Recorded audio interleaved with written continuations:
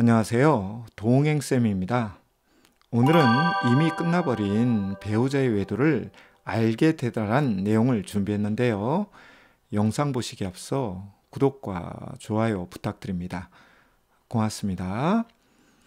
외도 상담을 진행하다 보면요, 다양한 사례를 접하게 되는데요. 예를 들면 오늘 소개하는 게 바로 그러한 사례 중에 하나입니다. 오늘 사례는 어떤 것이냐면 배우자가 외도를 했습니다. 당연히 상대 배우자 몰래 외도를 했겠죠. 그런데 이런저런 사연으로 외도 관계를 이미 정리를 했고요. 그리고 난 다음에 뒤늦게 배우자에게 외도 사실을 들켰습니다. 그러고 나니 피해 배우자가 막 난리를 치는 거예요. 그리고 심리적으로, 정서적으로 너무나 힘들어하는 겁니다. 그러다 보니 외도 행위자는 당황스럽기도 하고 또 어떻게 대처해야 될지 몰라서 쩔쩔쩔 매는 경우가 있거든요. 이런 사례가 있을까? 이 영상을 보시는 분들 중에 의아스럽게 생각하시는 분들도 있겠지만요. 워낙 외도 사례가 많다 보니까 이런 사례도 가끔씩 있습니다. 구체적으로 말씀을 드리면 이런 경우죠. 배우자가 스마트폰을 사용하다가 이제 신형으로 바꿨습니다. 이제 구형 스마트폰을 보통 바꾸는 거에서 반납하시는 분들도 있지만 일반적으로는 이제 집에 가지고 오잖아요. 그러면 전화만 안 된다는 것 뿐이지 충전하면 사진도 찍을 수 있고 또 유튜브도 볼 수 있고 그러니까 이제 자녀들이나 또는 배우자가 그걸 충전해 가지고 이제 이걸 온을 해본 거예요. 그러다 보니 그 안에 이제 다양한 문자 또는 사진 이런 거 그대로 남아 있을 수가 있잖아요. 그걸 보고 이제 배우자의 외도를 뒤늦게 알게 되는 그런 경우가 있거든요. 심지어는 자녀들이 갖고 놀다가 요즘 젊은 아이들 어린아이들은 어른들보다 스마트폰 잘 갖고 노니까요. 그 안에 데이터 있으니까 이렇게 보다 보면 이상한 사진이 있다 그러면 이제 엄마나 아빠에게 보여주는 거죠. 그래서 이상한 사진이 있다. 아빠가 우리 모르는 어떤 여성하고 찍은 사진이 있다. 또는 엄마가 우리가 모르는 어떤 남자하고 찍은 사진이 있다. 이러면서 이제 뒤늦게 외도 사실을 이제 알게 되는 그런 경우가 있거든요. 만약에 여러분이 이런 케이스라면 그리고 외도 피해자가 되었다면 어떻게 반응하실 건가요? 이미 외도 관계를 오래전에 몇 년 전이 됐든 몇 개월 전이 됐든 심지어는 한 달 전에 외도 관계를 정리했으니까 속은 상하지만 괜찮아 이렇게 넘어가실 분이 있으신가요? 혹시 이 영상을 보고 계신 분 중에는?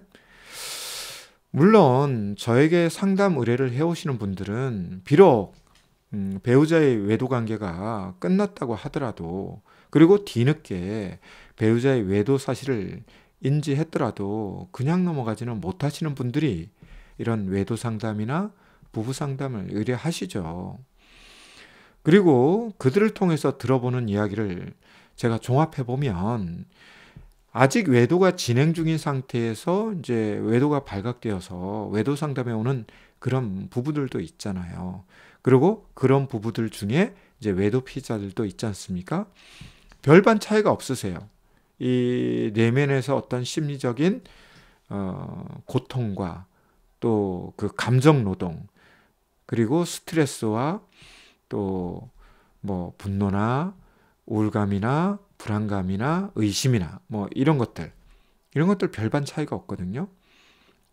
그래서 결국은 이미 외도 관계는 끊어졌고 그리고 뒤늦게 외도 사실을 배우자가 인지한 경우도 외도 관계가 진행 중이었다가 발각된 경우랑 별반 차이 없이 이제 갈등도 생기고 그 속에서 고통도 생깁니다. 그런데 이제 문제는 뭐냐면요. 외도 행위자들이 외도 관계를 끊었다는 그 명분만 가지고 외도 행위자들을 더 스트레스 준다는 거예요. 그래서 외도 피해자들이 이런 불만, 저런 의심, 또 요런 뭐 분노 막 이런 것들을 이제 표현하거나 표출하거나 폭발하게 되면 나 이미 외도 관계 끊은 지 오래됐어. 비록 내가 외도는 했지만 그동안 외도 관계 끊고도 우리가 잘 살았잖아. 근데 이걸 문제화 삼으면 어떡하냐 하면서 문제 삼는 외도 피해자를 더 고통스럽게 만드는 그런 경우가 있더라고요. 그래서 오늘 이 이제 콘텐츠를 만들게 됐는데요. 만약에 여러분의 부부가 제가 방금 앞에 언급한 이런 사례의 어떤 외도 부부라면 저는 먼저 외도 행위자들에게 조언을 해드리고 싶어요. 그것은 이미 앞에서 말씀드린 것처럼 외도 진행 중에 발각된 외도 경우나 이미 외도 관계가 정리되고 사후에 한참 시간이 흘러서 이제 외도 사실을 외도 피해자가 인지한 경우나 외도 피해자들은 별반 차이 없이 동일한 고통을 겪는다는 것을 먼저 아셔야 된다는 거고요. 그리고 이미 지나간 외도에 대해서 인정하고 또 거기에 대해서 일말에 뭐 사과를 했다고 해서 외도 행위자들이 해야 될 걸 다 한 것은 아니라는 것을 좀 알려드리고 싶습니다.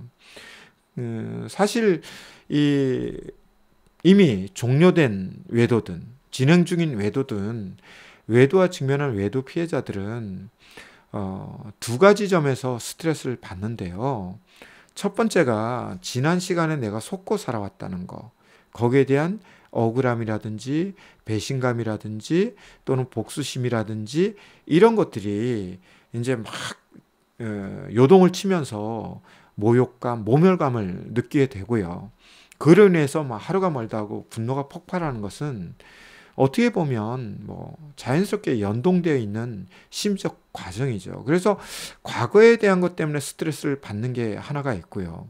또 하나가 앞으로 다가올 미래에 이 외도 행위를 한 배우자가 추가적으로 외도 행위를 않는다는 보장이 없지 않습니까? 뭐 무조건 한다라는 보장도 없지만 안 한다는 보장도 없기 때문에 다가오는 미래에 대한 불안과 공포, 두려움 이런 것들이 굉장히 그 스트레스를 주기 때문에 외도 피해자들은 과거 그리고 미래에 대한 두 가지의 그 강력한 스트레스를 받습니다. 그러다 보니 현재, 즉 지금 여기도 제대로 살아가기가 어려운 거죠. 그렇다면 외도 행위자들이 무엇을 해줘야 되겠습니까? 외도 피해자들이 빨리 이 상처와 아픔을 치료하고 그래서 이 외도 문제를 극복하고 또 부부관계라든지 또 부부의 정서라든지 이런 것들이 좀 안정화되고 정상화되고 또 회복되는 그런 과정이 필요하지 않겠습니까? 따라서 외도 행위자들은 외도 관계 끊었다는 그 기본 옵션만 가지고 주구장창 외도 피해자를 뭐 억압하거나 무시하거나 조롱하거나 비아냥거리거나 하는 것은 매우 부적절한 태도와 자세라는 말씀을 드리면서 외도 피해자들에게 말씀을 드리고 싶은 것도 있어요. 가끔 보면 외도 피해자들이 자존심이 세고 자존심이 세다는 것은 자존감은 낮다라는 뜻이거든요.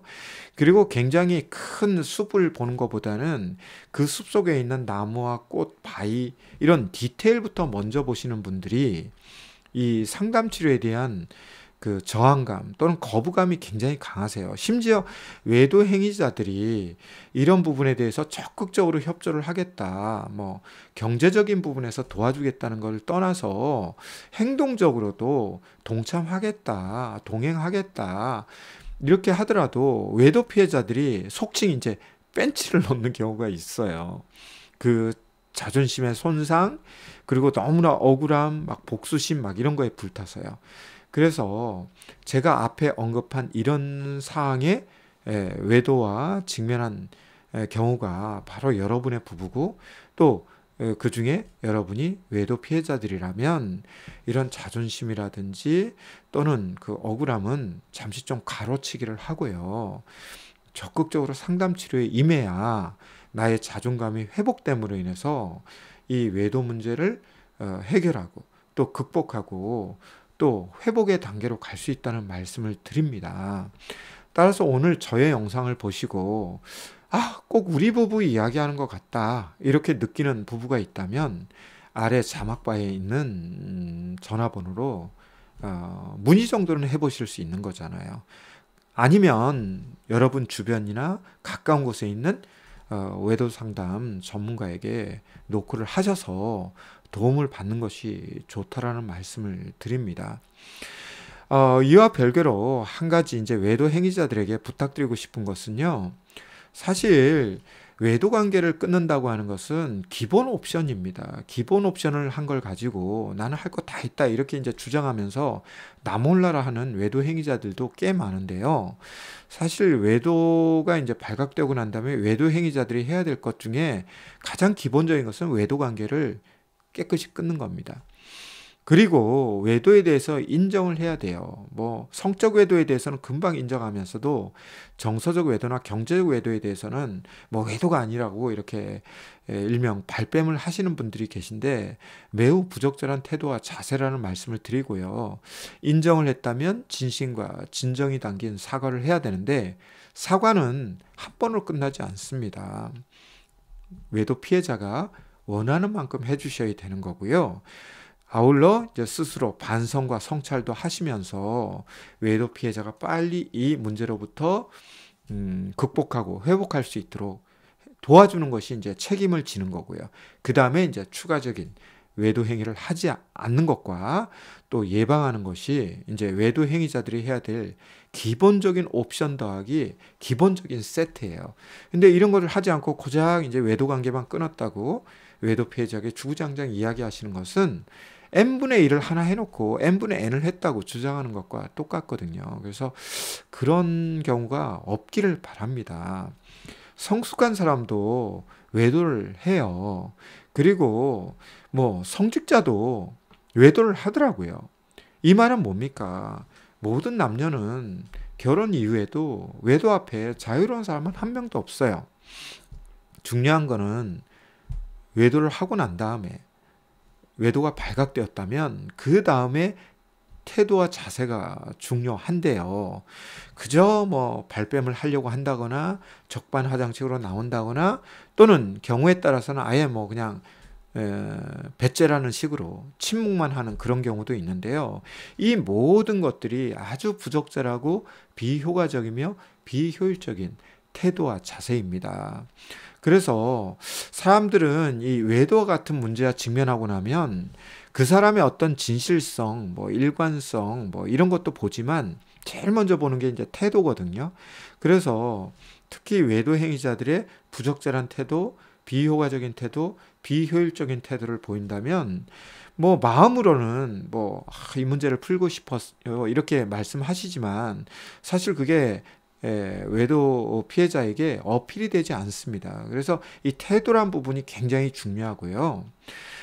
그리스 철학자들도 문제를 해결할 때 세 가지가 필요한데 첫 번째가 논리적이어야 하는 거고요. 두 번째가 상대편의 심리 상태를 이렇게 잘 파악하는 거고 세 번째가 이제 태도라고 했는데 어떤 분들은 이제 논리적으로 뭐 설명하면 외도 피해자가 막 설득이 될 것 같고 뭐 그럴 것 같아서 막 논리적으로 말씀하시는데 사실 논리적인 거는 맨 마지막 순위이고요. 첫 번째는 뭐냐면 태도라고 했어요.